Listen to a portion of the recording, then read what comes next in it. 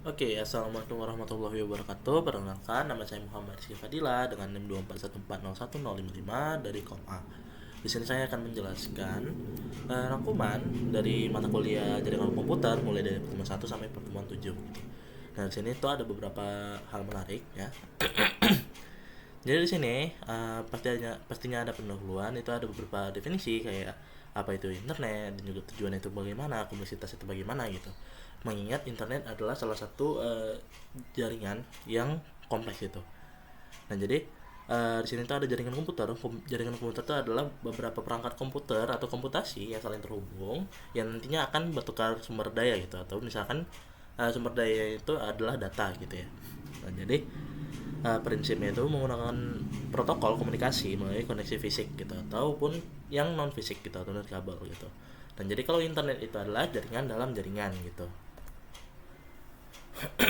Jadi di sini ada protokol. Protokol itu seperti yang bisa dilihat di sini ada definisinya. Itu adalah kumpulan aturan yang mengatur bagaimana nantinya datanya itu bakal ditukar gitu, atau misalkan pada saat transaksi data. Nah, itu yang diatur adalah formatnya, urutan pengirimannya, dan apa yang dilakukan kalau misalkan terjadi error gitu. Untuk contoh protokol sendiri ada HTTP, TCP, UDP, dan IP gitu. Nanti ya kita akan membahas lebih dalam lagi gitu. Nah, oke. Dalam jaringan, seperti yang sudah saya bilang tadi, jaringan itu adalah suatu struktur yang kompleks gitu ya. Nah, jadi dalam jaringan ini secara garis besar itu dibagi menjadi 3 bagian gitu ya. Ada network edge atau tepi atau bagian pinggirnya gitu. Nah, jadi network edge itu adalah tempat pengguna itu langsung berinteraksi gitu melalui end systemnya gitu. Kalau misalkan end system atau host itu kalau misalkan dikenal itu seperti misalnya PC, laptop, atau misalkan perangkat jaringan apapun lah seperti gadget, HP dan yang lainnya gitu. Jadi bagian tepinya ini adalah bagian paling luarnya yang dimana uh, terdiri dari end system dan juga yang end systemnya itu isinya itu adalah klien dan server gitu. Nah, seperti yang dilihat di sini ada komponen gitu. Nah, komponen itu ada klien dan server. Kalau klien itu yang mengakses layanannya, sedangkan server itu yang menyediakan layanannya atau konten. Nah, jadi contohnya, contoh kalau interaksinya itu seperti misalkan ada PC yang sedang mengakses YouTube gitu. Nah, kemudian tadi kita udah bahas pinggiran ya, sekarang adalah intinya gitu ya. Nah, jadi sebelum ada intinya, dari pinggiran ke kalau mau ke jaringan inti itu ada yang penghubungnya gitu. Nah, penghubungnya itu adalah access network gitu. Nah, access network inilah yang menghubungkan antara end system ke jaringan inti yaitu network core ini. Nah, network core itu apa sih? Nah, jadi network core itu adalah kumpulan router yang saling terinterkoneksi gitu. Kalau misalkan tadi di network edge itu adalah antara klien sama server gitu ya. Kalau network core ini atau jaringan intinya ini itu adalah beberapa router yang banyak, nanti itu yang akan menjadi penghubung gitu. Jadi nanti dari end system dia bakal jalan ke routernya. Nah, routernya ini dalam ini itu adalah inti jaringannya gitu. Oke. Nah, jadi prinsip dari perpindahan data gitu ya, distribusi data itu menggunakan paket switching gitu. Nah, jadi sebenarnya data dalam transaksinya itu dipecah menjadi beberapa paket gitu. Nah, paket itu adalah bentuk kecil dari data-datanya. Dan nanti kayak satu data itu bisa dibagi beberapa paket gitu. Misalkan ada 100 paket, 200 paket dan segala macam gitu ya. Nah, jadi konsep paket switching itu adalah forwarding dan juga routing. Forwarding itu apa? Forwarding itu adalah mengirimkan paketnya gitu. Sedangkan kalau routing itu adalah dia yang menyarikan jalannya gitu sesuai sama namanya. Oke, lanjut. Di sini ada hal yang menarik yaitu adalah kinerja jaringan gitu ya. Nah, kinerja jaringan itu ada beberapa, itu adalah delay, ada loss dan juga throughput gitu. Nah, yang pertama kita bahas itu adalah delay gitu ya. Untuk delay pada jaringan sendiri itu ada 4 ya faktor delaynya. Yang pertama itu adalah processing delay. Processing delay itu adalah kayak waktu cek awalnya gitu ya. Sebelum si paketnya ini ya, sebelum datanya ini diapa-apain gitu. Nah, jadi processing delay ini dia tuh paketnya pada awalnya dia bakal ngecek dulu beda yang error, menentukan sambungan outputnya nah gitu. Nah, jadi untuk processing delay ini sendiri itu relatif kecil gitu ya. Nah, itu tuh biasanya di bawah microsecond bahkan gitu ya. Jadi hampir tidak ada gitu ya. Tapi masih ada. Kemudian di sini ada queuing delay. Nah, queuing delay itu adalah waktu antrean gitu. Jadi konsep pengiriman paket ini kalau misalkan kita masih mengirimkan, nah jadi itu paket yang selanjutnya itu harus menunggu dulu gitu ya. Nah, yang ditunggu itu adalah waktu transmisinya gitu. Nah, itu tuh queuing delay ini bakal tergantung dengan congestion yang ada di router. Congestion itu adalah kemacetan gitu ya. Kemudian di sini ada propagation delay. Propagation delay itu adalah waktu yang dibutuhkan paket itu untuk berjalan dari satu node ke node yang lain gitu. Nah, jadi makanya untuk rumusnya sendiri itu adalah panjang sambungan per kecepatan penjalaran gitu ya. Untuk kecepatan penjalarannya di sini kurang lebih 2 kali 10 pangkat 8 meter per second gitu ya. Kemudian di sini ada transmission delay. Transmission delay itu adalah waktu yang dibutuhkan untuk memproses satu paket di dalam suatu sambungan atau node gitu ya. Nah, jadi untuk rumusnya sendiri itu adalah panjang paket yang satuan itu bit dibagi dengan kecepatan transmisi dengan satuan bit per second gitu. Jadi kemampuan dari si node-nya itu tadi gitu. Berapa bit per second dia bisa langsung mengerjakan gitu. Oke, di sini ada paket loss dan juga throughput. Untuk paket loss sendiri seperti namanya yaitu adalah paket yang hilang gitu. Nah, jadi paket yang hilang itu adalah terjadi jika paket gagal sampai ke tujuan gitu. Untuk faktornya sendiri, secara garis besar itu ada dua, yaitu kalau misalkan buffernya itu penuh atau misalkan ada gangguan komunikasi gitu. Buffer penuh ini seperti yang kita ketahui bahwa konsepnya itu setiap node itu pasti memiliki buffer gitu ya, atau tampungan gitu. Analoginya itu seperti tampungan gitu, kemampuan untuk menampung datanya gitu ya. Dan jadi misalkan di analoginya itu skenario yang pertama itu misalkan kita punya buffer 4 gitu ya. Terus kita mau mengirim paket, ada 5 paket gitu. Nah, 4 paket ini masih di dalam buffer gitu. Masih diproses gitu ya, belum selesai diproses. Tapi kita sudah mengirimkan paket kelima kita. Nah, karena buffernya ini penuh, paket kelima kita itu otomatis bakal ditolak gitu. Dan itu menjadi paket loss. Kemudian untuk skenario kedua itu adalah gangguan komunikasi. Misalnya kita itu mau mengirimkan 4 paket. Ketiga paket itu udah selesai kita kirimkan. Nah, buffernya ini belum penuh nih, nggak beda sama yang tadi gitu ya. Tapi ketika kita mau mengirimkan paket yang keempat, tiba-tiba jaringan kita tuh terputus atau misalkan ada gangguan gitu. Nah, ini otomatis paketnya itu gagal dikirim gitu. Nah, jadi paket itu juga menjadi paket loss. Oke, kemudian di sini ada throughput. Throughput itu adalah kecepatan efektif transfer bit antara pengirim dan juga penerima gitu. Nah, jadi di sini saya buat sebuah analogi, misalkan ada server yang mengirim ke router, kemudian router meneruskan ke PC gitu ya. Nah, jadi di sini ada server antara server dengan router itu punya sambungan yang kecepatannya itu 100 Mbps itu, megabit per second. Nah, sedangkan dari router ke PC itu tuh cuman 40 Mbps gitu. Nah, di sini tuh terjadi bottleneck. Nah, jadi throughputnya itu nantinya dia tuh nggak akan lebih dari 40 Mbps yang sampai ke PC kita, karena yang berhubungan langsung kan sebenarnya yang ke PC kita. Jadi ibaratkan kalau misalkan jalan raya di belakang itu gede banget, tapi jalan raya yang menuju rumah kita tuh cuman kecil gitu. Nah, jadi kecepatannya itu tetap mandet di situ aja gitu. Oke, di sini ada kelemahan jaringan. Sebenarnya jaringan tadinya dibangun dengan konsep saling percaya gitu, tapi ternyata untuk saat ini banyak banget ancaman dalam pertukaran data dalam jaringan itu. Nah, salah satu contoh ancaman itu ada malware, ada packet sniffing, ada juga denial of service atau DOS, dan juga ada IP spoofing gitu. Nah, untuk garis pertahanannya ada autentikasi, kerahasiaan menggunakan kriptografi nantinya. Kemudian ada pengecekan integritas, ada pembatasan akses dan juga firewalls gitu. Nah, ini adalah pertahanan yang dilakukan untuk mencegah ancaman gitu ya. Nah, kemudian di sini ada yang menarik juga, yaitu adalah layer arsitektur dan juga encapsulation gitu. Nah, jadi seperti yang saya bilang tadi, kalau misalkan jaringan itu adalah sistem yang kompleks gitu. Nah, karena sistemnya kompleks, maka kita membutuhkan sebuah arsitektur yang terstruktur supaya bisa dibangun dan juga bisa dikembangkan kemudiannya gitu. Nah, jadi lebih mudah lah untuk dimanipulasi dan juga mudah untuk dilihat gitu ya. Nah, jadi di sini jaringan itu ada 5 lapisan gitu ya. Yang pertama itu ada application layer. Application layer ini adalah layer atau lapisan yang berhubungan langsung dengan aplikasi kita gitu. Kan kita berhubungan dengan aplikasi. Nah, kalau misalkan application layer ini yang berhubungan dengan aplikasi yang kita gunakan gitu. Nah, kemudian di sini ada transfer layer.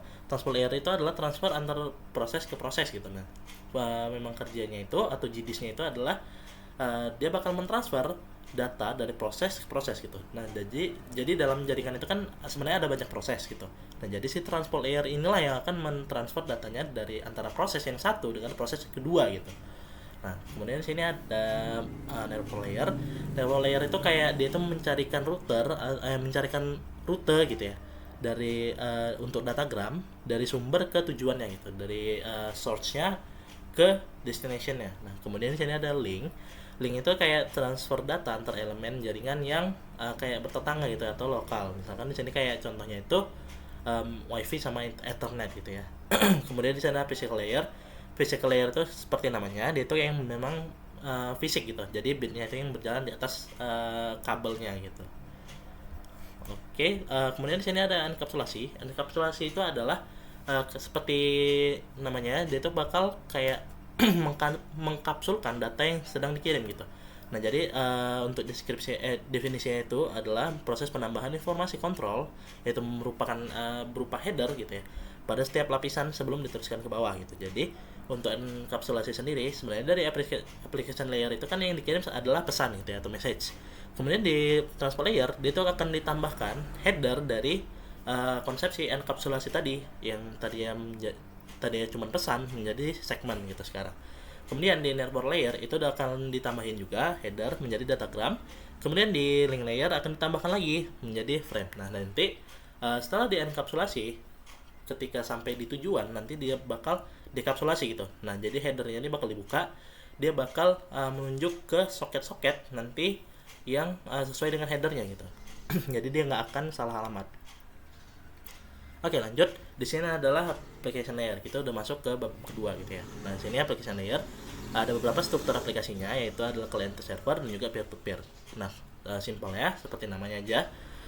Client to server itu adalah nantinya bakal ada server yang selalu standby yang secara statis gitu. Nah, jadi kliennya inilah yang nanti bakal mengakses server secara dinamis. Nah, kalau peer to peer dia itu antara end system gitu. Nah, jadi itu tuh nggak memerlukan server yang selalu standby gitu, tapi antar end systemnya langsung gitu yang bertukar data. Nah, jadi nanti dia bakal langsung misalkan PC 1 dengan PC 2 gitu. Nanti misalkan ada 5 PC 1, PC 2, 3, 4 dan 5 gitu. Nah, nanti mereka sendiri yang bakal berbagi data gitu. Nah, kemudian di sini ada soket. Soket itu kalau misalkan dianalogikan, kalau misalkan kita dalam satu gedung, dalam gedung itu kan ada beberapa ruangan gitu ya.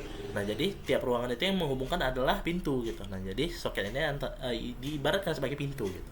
Nah, dari soket ini tuh ada identifiernya gitu ya, yaitu adalah IP dan port tadi. Nah, makanya pada enkapsulasi tadi menggunakan header gitu. Jadi dia tuh biar nggak salah pintu gitu, nggak salah soket.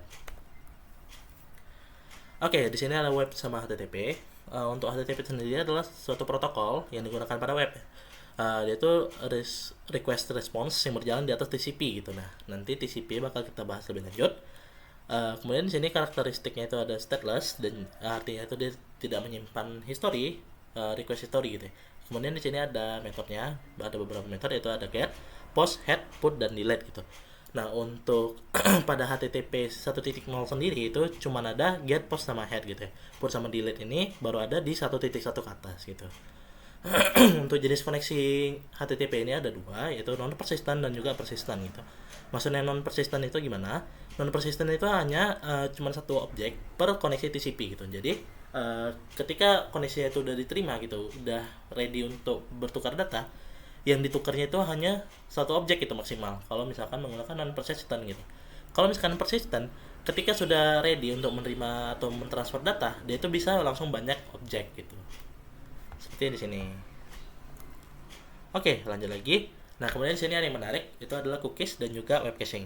Nah, cookies ini kalau sebenarnya kita sadari, itu sering banget muncul di web kalau misalkan kita lagi berkunjung di web untuk pertama kalinya gitu. Misalkan kita berkunjung ke web e-commerce gitu ya. Biasanya mereka tuh akan meminta cookies gitu, accept cookies gitu ya. Nah, jadi sebenarnya cookies itu apa? Cookies itu adalah menyimpan state. Dia tuh kayak satu mekanisme di mana nanti si web itu akan menyimpan sesi kita selama di webnya tersebut gitu. Nah, jadi dia akan menyimpan state di sisi klien untuk manajemen sesi dan personalisasi gitu. Nah, jadi kalau nggak misalkan contoh di e-commerce, kita tuh udah melakukan segala macam, misalkan kita udah nambahin barang ke shopping cart. Nah, kan kalau misalkan kita akses ke web, nah itu tuh dia bakal disimpan. Nah, itu cara menyimpannya itu menggunakan cookies gitu. Jadi si web ini akan menyimpan kayak apa aja sih yang udah dilakukan sama si user ini di web ini. Nah, jadi dia nanti kalau misalkan suatu waktu si user itu mengakses lagi, dia tuh tetap menyimpan datanya gitu. Nah, itulah fungsi dari si cookies tadi. Tapi kekurangannya itu adalah privasi dan juga dia jadi men-tracking si usernya itu selama di web. Nah, itu tuh kurang dari privasinya. Makanya cookies itu selalu minta izin gitu ke si usernya. Kemudian di sini ada web caching. Web caching ini sebenarnya tujuannya itu untuk mempercepat gitu, untuk mengakses sebuah web gitu. Nah, jadi konsepnya itu adalah kalau misalkan kita mau mengakses YouTube gitu kan. Nah, akses YouTube itu kan sebenarnya itu jauh gitu kan, server utamanya let's say gitu kan.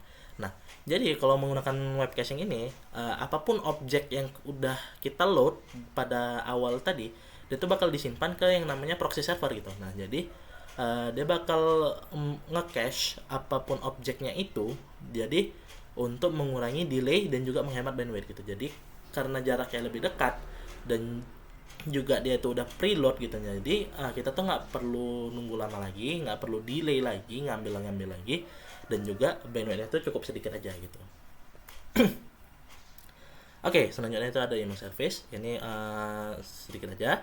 Itu ada kalau misalkan email itu bisa dikirim, bisa terima gitu ya. Nah, jadi protokol itu ada dua, ada push sama pull. Untuk sekarang ini untuk pushnya itu ada SMTP. Dia itu bakal mengirimkan defaultnya itu port 25 gitu. Untuk pullnya sendiri ada 3, ada POP3, IMAP dan juga HTTP yang mempunyai kelebihannya masing-masing gitu ya. Kemudian di sini ada DNS atau Domain Name System gitu ya. Fungsi DNS ini adalah menerjemahkan nama domain menjadi IP address. Kalau kita sadari, sebenarnya kita mengakses web itu, dia tuh yang kita masukkan adalah nama domainnya, bukan IP addressnya gitu. Misalkan youtube.com gitu ya. youtube.com itu bukan yang diterima oleh server itu bukan langsung youtube.com yang itu. Nah, tapi dia itu adalah IP address. Nah, itulah fungsi dari si DNS itu tadi. Nah, untuk DNS sendiri itu mempunyai hierarki. Yang pertama itu adalah root DNS seperti di sini.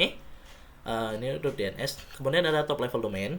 Top level domain itu adalah kalau misalkan kita lihat di URL itu paling belakang itu ada misalkan ada .com, .org, .edu gitu. Nah, jadi si com, org dan edu-nya itulah yang disimpan dalam TLD gitu.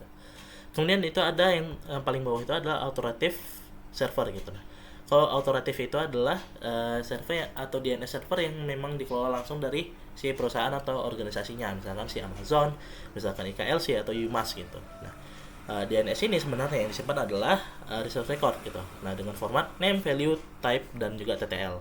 Nah, untuk tipenya sendiri ada 4 yaitu A, CNAME, NS dan juga MX itu yang mempunyai name dan value-nya masing-masing gitu. Kemudian di sini ada yang menarik juga, kalau misalkan di bagian video streaming gitu. Nah, di video streaming kalau kita sadari sebenarnya kalau kita menonton YouTube, misalkan nonton Netflix, nah itu kan kalau misalkan jaringan kita jelek, itu resolusinya itu bakal menurun. Nah, itu sebenarnya dia menggunakan mekanisme DASH gitu atau Dynamic Adaptive Streaming HTTP gitu. Dia tuh bakal menyesuaikan kualitas video secara dinamis sesuai dengan kondisi jaringan yang ada gitu atau jaringan kita gitu. Jadi kalau misalkan jaringan kita jelek, dia bakal menurunkan kualitasnya demi supaya itu kita nggak buffering terus gitu ya. Nggak mungkin kita maksain ke kualitas video yang 4K terus gitu. Tapi kalau misalkan lagi jelek, mungkin dia bakal turunin ke Full HD atau misalkan HD gitu, sesuai dengan kemampuan jaringan. Kemudian saya ada CDN. CDN ini mirip-mirip dengan web caching tadi. Dia itu mendekatkan konten dari segi geografis gitu. Nah, misalkan Netflix itu server utamanya itu ada di USA gitu ya. Nah, kita tuh nonton di Indonesia, kan itu cukup jauh. Jadi daripada mengakses langsung ke server USA-nya, lebih baik kita tuh mengakses ke server Netflix Indonesia-nya gitu kan. Dan jadi dia bakal mendekatkan konten-kontennya itu ke server yang lebih dekat gitu. Jadi secara delay nanti juga bakal lebih kecil gitu. Kemudian di sini ada multiplexing dan juga demultiplexing. Nah, multiplexing itu kayak itu dari sisi sendernya gitu atau yang mengirim gitu.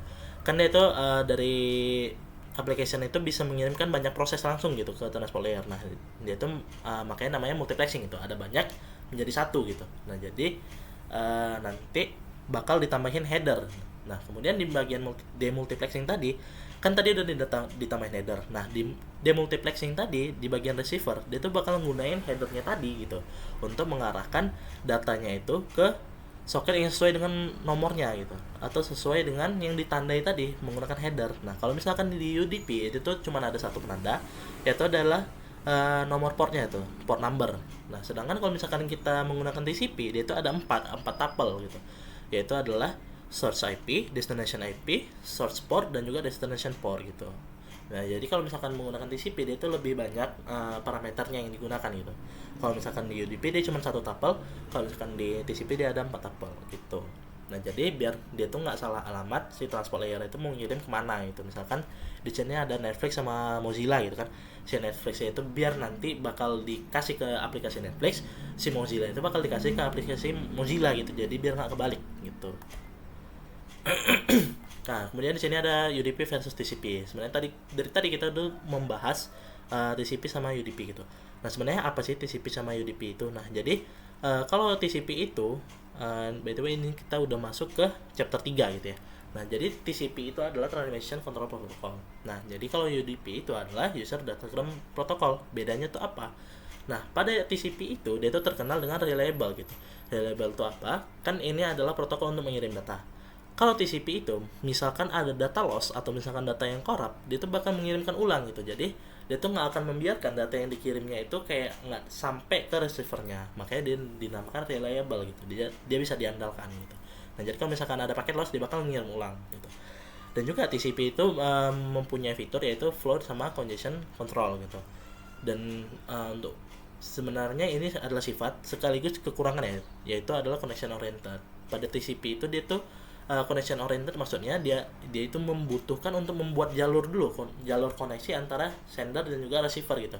Dia tuh kayak punya kesepakatan dulu bahwa dia tuh mau ngirim data gitu. Jadi dia perlu yang namanya proses handshake dulu gitu. Jadi kayak jika dua-duanya sepakat baru dikirim gitu. Sedangkan kalau UDP itu bedanya, kalau TCP tadi reliable, kalau misalkan ada paket loss dia bakal ngirim ulang. Si UDP ini itu enggak gitu, dia tuh unreliable. Kalau misalkan paketnya itu hilang, dia tuh bodo amat gitu, dia nggak peduli paketnya itu sampai dengan baik atau enggak, paketnya sampai atau enggak, dia tuh nggak peduli gitu. Dan juga si UDP ini dia tuh nggak mempunyai flow dan juga congestion control gitu. Tapi dia tuh headernya kecil, dan dengan dia unreliable, dia tuh nggak punya flow dan congestion control, dia tuh jadi lebih cepat gitu untuk proses transfernya gitu. Makanya si UDP ini terkenal dengan prinsip best effort gitu, atau yang penting aku udah mengirimkan secepat mungkin, untuk sampai atau enggaknya dia nggak peduli gitu. Nah, jadi untuk TCP ini dia tuh cocok kan tadi UDP. Nah, sekarang kita balik ke TCP lagi. TCP ini dia tuh cocok untuk kayak data-data yang dia tuh nggak toleran dengan data yang hilang gitu. Misalkan email, chat, sama web gitu kan, nggak mungkin chat kita kehilangan satu huruf gitu kan. Nah, tapi kalau UDP ini lebih cocok ke video streaming gitu, yang memfokuskan ke kecepatan dibandingkan paket loss. Dia tuh lebih mentoleransi lah dengan paket loss gitu. Kemudian di sini ada RDT. RDT itu adalah Reliable Data Transfer. Nah, di situ ada beberapa versinya. Itu ada RDT 1.0 gitu ya. Jadi RDT itu udah berevolusi berapa banyak gitu ya. Nah, jadi dari 1.0 ini dia tuh mengasumsikan bahwa data yang diterima itu udah perfect gitu lah. Jadi dia tuh nggak peduli lagi, nggak mau tahu dia tuh ada yang error atau yang rusak atau bagaimana. Dia tuh udah menganggap itu tuh udah benar gitu. Nah, jadi ini tuh kalau ini tuh riskan gitu ya. Kalau misalkan paketnya itu sebenarnya rusak atau misalkan hilang gitu. Nah, tapi kalau misalkan yang ada di RDT 2.0, dia itu mengatasi kerusakan dengan menggunakan acknowledge dan juga negative acknowledge gitu. Kemudian ada RDT 2.1 di sini tuh dia bakal ngatasi kalau misalkan acknowledge atau negative acknowledge lah yang rusak gitu, dengan menggunakan sequence number gitu diatasi. Kemudian ada 2.2, dia tuh mirip 2.1 tapi dia tuh nggak pakai lagi si negative acknowledge tadi gitu, tapi sebagai akibatnya sequence number itu menjadi lebih banyak. Kemudian ada RDT 3.0, dia itu mengatasi paket yang hilang gitu menggunakan sistem timeout. Nah, jadi kekurangan dari 3.0 ini ada lagi masalahnya, yaitu dia itu terlalu lama karena dia menunggu sampai timeout gitu. Makanya ada lagi konsep menggunakan pipelining gitu, yaitu kirim sekali langsung banyak sambil menunggu acknowledge. Jadi kalau misalkan yang tadi itu ngirim satu objek, dia bakal nunggu acknowledge lagi baru dikirim lagi. Nah, kalau pipelining ini dia tuh bisa langsung mengirimkan banyak objek gitu sambil nunggu acknowledge-nya gitu. Untuk pendekatan pipelining sendiri ada dua, yaitu ada go backend. Kalau misalkan salah satunya salah, itu langsung ulang dari yang sebelum salah gitu. Kalau misalkan selective repeat, dia bakal ngulang sebelum acknowledge yang masih berurutan gitu. Kalau misalkan dia ada beberapa, nanti acknowledge yang masih berurutan dia bakal diulang ke yang sebelumnya itu aja gitu. Nggak mesti ulang dari awal lagi gitu. Oke, di sini ada connection oriented transport atau TCP. Itu ada beberapa karakteristik, yaitu point-to-point, full duplex, connection oriented, reliable gitu. Kemudian di sini ada three-way handshake untuk menghindari kalau misalkan biasanya itu two-way handshake. Dia itu menghindari kalau misalkan sebenarnya prosesnya itu udah selesai, tapi si servernya itu masih terbuka gitu karena delay dari si kliennya, request kliennya gitu. Kemudian sini ada flow sama congestion control. Intinya kalau flow sama congestion control itu bedanya, kalau flow itu dia tuh bakal dari satu ke satu gitu, kayak dia tuh antara sender sama receiver gitu yang bakal dikontrol ya. Jadi itu yang diatur adalah R1 diatur receive window gitu ya. Sedangkan kalau di congestion control, dia tuh banyak sender yang dikontrol antara di dalam jaringan gitu. Jadi si banyak sender ini bakal dikontrol di dalam satu jaringannya itu gitu. Jadi dia bakal ngebaca jaringan ini lagi macet atau enggak gitu. Kalau misalkan si flow control tadi antara sender sama receiver aja gitu. Sedangkan kalau congestion control ini lebih luas gitu. Kemudian di sini ada pendekatan AMD pada TCP ya, congestion controlnya. Itu ada relative increase, artinya kalau misalkan paketnya itu nggak ada yang hilang, dia bakal ditambahkan secara aditif gitu, sedikit demi sedikit gitu. Kalau misalkan ada yang hilang, dia tuh dengan syarat ada 3 acknowledge duplikat atau misalkan dia tuh timeout, dia bakal memotong kecepatan itu sampai 50% gitu. Nah, jadi di sini ada juga slow start untuk menghindari jadi itu kayak kalau misalkan baru mulai naiknya itu secara eksponensial gitu. Dia tuh bakal secara kelipatan gitu. Sampai dia tuh menemukan paket loss yang pertama gitu. Dia bakal ngulang lagi gitu. Kemudian di sini ada congestion avoidance. Kalau misalkan kondisi ketika kecepatan mencapai ambang batas gitu atau yang maksimalnya gitu, dia tuh bakal berhenti terus ganti jadi secara linear gitu nambahnya satu demi satu. Kemudian di sini ada pendekatan TCP cubic sama quick. Kalau yang biasanya itu adalah TCP Reno gitu. Kemudian di sini tuh ada yang kubik. Yang kubik itu berbedanya dia itu pakai congestion control algoritmanya. Dia itu mengatur si congestion window-nya tadi itu menggunakan fungsi kubik gitu. Jadi biar lebih cepat gitu ya. Tapi kekurangannya itu dia menjadi agak naif gitu atau agresif gitu. Ya, jadi nanti bakal makan bandwidth yang lebih banyak gitu kekurangannya. Kemudian di sini ada quick gitu. Nah, quick ini menarik karena dia itu seperti berjalan di atas UDP, tapi dia tuh sebenarnya menggunakan fitur-fitur di TCP gitu. Dia tuh bakal kalau misalkan ada yang loss bakal diulang, bakal dikirim ulang. Kalau misalkan ada yang rusak dia bakal dikirim ulang gitu. Nah, jadi dia sebenarnya hampir seperti reliable gitu. Nah, dia itu digunakan pada HTTP 3 dan untuk menghindari kalau misalkan kalau TCP tadi kan mesti handshake dulu ya, terus baru dikirim. Nah, kalau misalkan UDP ini itu enggak gitu, dia enggak mesti nunggu handshake lagi gitu. Nah, jadi dia bisa langsung ngirim gitu. Kalau misalkan contohnya lagi skenario, kalau misalkan pada TCP dia kan kalau misalkan ada yang hilang, misalkan ada paket 1 hilang gitu kan, dia itu belum berhasil. Paket 2 dan seterusnya itu bakal nunggu gitu. Tapi kalau misalkan di Quick ini, kalau misalkan paket 1 hilang ya udah 2 sampai seterusnya itu bakal tetap jalan dan yang satunya ini bakal diurus secara terpisah gitu. Jadi dia lebih cepat gitu. Nah, Quick ini bakal digunakan pada di HTTP 3 atau kebanyakan sudah menggunakan ini gitu. Oke, mungkin segitu aja untuk penjelasan dari saya. Untuk rangkuman dari pertemuan 1 sampai 7 untuk mata kuliah jaringan komputer, mudah-mudahan ini dapat memenuhi ekspektasi dan juga dapat dimengerti. Oke, terima kasih. Assalamualaikum warahmatullahi wabarakatuh.